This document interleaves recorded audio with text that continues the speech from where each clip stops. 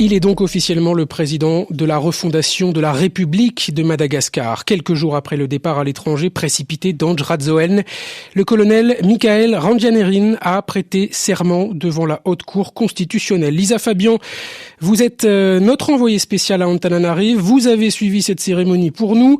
Le colonel Randrianirina a prononcé un discours en malagasy et en français. Qu'a-t-il dit dans ce discours, Lisa ? Cintré dans un élégant costume, la Grande Croix de première classe de l'Ordre national, cette distinction réservée uniquement au président épinglé sur la poitrine, le colonel Mikael Randrianirina a pris la parole d'une voix posée pour féliciter le peuple qui a réussi à s'extirper des griffes de l'oppresseur Andry Rajoelina. Je le cite, « C'est une nouvelle page qui s'ouvre pour Madagascar », assure le colonel Mikael, qui a bien sûr salué l'action des jeunes qui se sont insurgés car ils espéraient un avenir meilleur pour eux et pour la postérité. C'est pour eux que l'armée s'est levée et a pris ses responsabilités en tant que dernier rempart de la nation, a-t-il encore déclaré.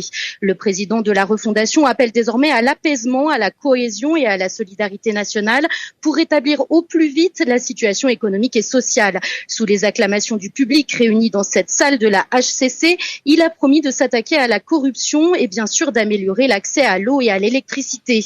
C'étaient les principales revendications des manifestants ces dernières semaines. Dans les prochains mois, le colonel Mikael annonce une politique d'austérité et offre aussi une main tendue au secteur privé, dont les représentants ont bien sûr été invités ce matin à assister à la cérémonie d'investiture, aux côtés de nombreux diplomates et bien sûr de représentants de la Gen Z qui espèrent